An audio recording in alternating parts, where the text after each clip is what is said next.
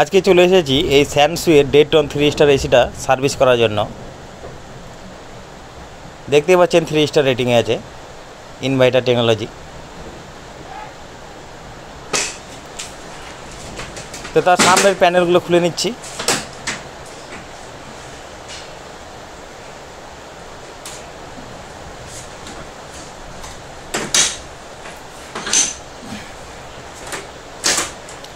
এবং ফিল্টারগুলোকেও খুলে নিচ্ছি।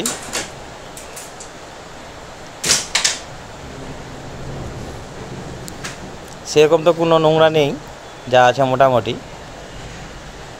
কিন্তু কাস্টমার এসি নেওয়ার পর একবারও সার্ভিস করায়নি, এটাই প্রথম সার্ভিস হচ্ছে জেট পাম্প সার্ভিস। সুইং প্লেটটাকে খুলে নিচ্ছি খুব সাবধানে।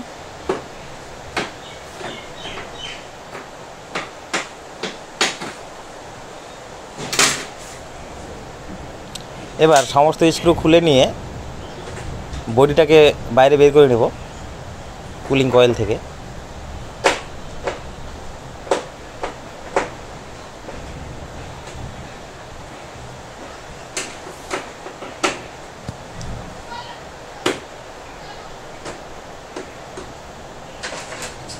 তো দেখতে পাচ্ছেন স্ক্রুগুলো খোলার পরে বেশ সুন্দরভাবে বডিটা বের হয়ে আসলো। আর 1 বছর সার্ভিস না করার কারণে জায়গায় জায়গায় কালো দাগ হয়ে গেছে। তো এবার সার্ভিস করার জন্য যে এসির জ্যাকেট সেটাকে লাগিয়ে নিলাম।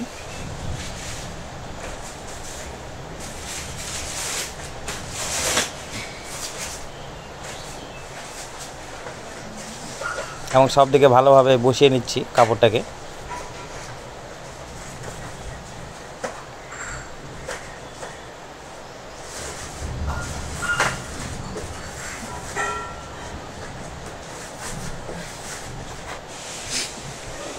দেখতে পাচ্ছেন জেট পাম্প রেডি করে নিয়েছি।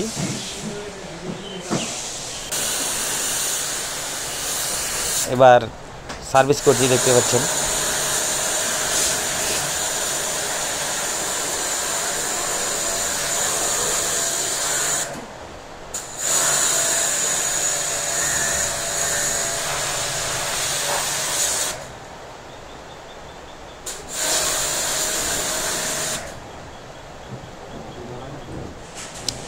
তো ইনডোর সার্ভিস হয়ে গেছে, ভিডিওটা লম্বা করলাম না আর। তো দেখতে পাচ্ছেন পুরো ক্লিন হয়ে গেছে। আর জায়গায় জায়গায় যেটা বললাম প্রথমেই যে কালো হয়ে আছে, সেটা 1 বছর সার্ভিস কাস্টমার একটাও করায়নি, তার কারণে দাগ হয়ে গেছে। ব্লোয়ারও বেশ সুন্দর পরিষ্কার হয়েছে। এবার আউটডোরে সার্ভিস করতে চলে এসেছি, দেখতে পাচ্ছেন আউটডোরটা সার্ভিস করছি।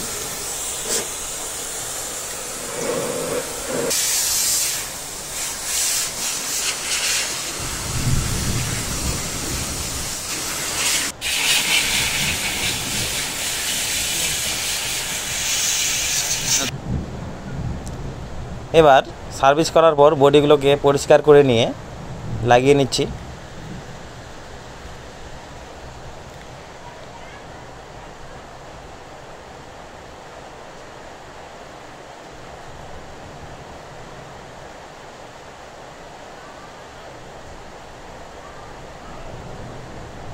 সমস্ত স্ক্রু বেশ সুন্দরভাবে বসিয়ে টাইট করছি।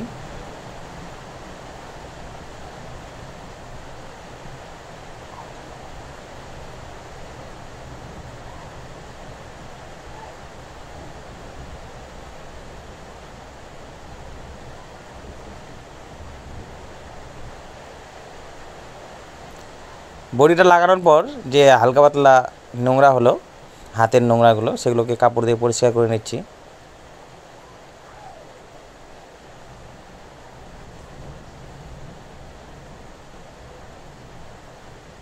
এবার সামনের প্যানেলটাকে লাগিয়ে নিচ্ছি।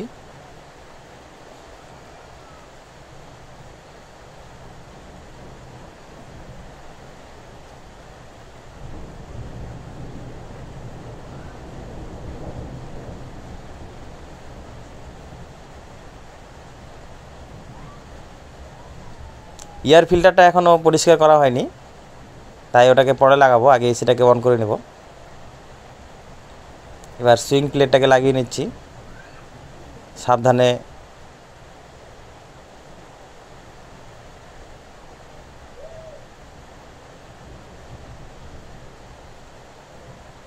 সুইং প্লেটটা লাগানো একটু কষ্টকর, তাই সাবধানে লাগাতে হয়।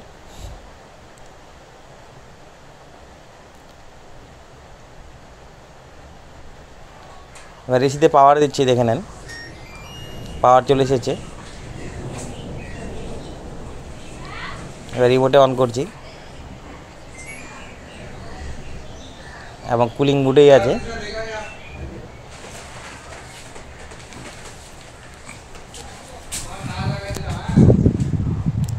এসি থেকে তো হাওয়া খুব সুন্দর বেরোচ্ছে, কোথাও সমস্যা নেই, একই লেভেলে বেরোচ্ছে। এবার আউটডোর দেখতেই পাচ্ছেন, ফ্যান মোটর এবং কম্প্রেসার স্টার্ট হয়ে গেছে। এদিকে সেকশন পাইপও বেশ সুন্দর ঠান্ডা হচ্ছে, আর ডিসচার্জ পাইপও সুন্দর ঠান্ডা হচ্ছে। তো আজকের ভিডিও এই পর্যন্তই, আবার দেখা হবে পরের ভিডিওতে।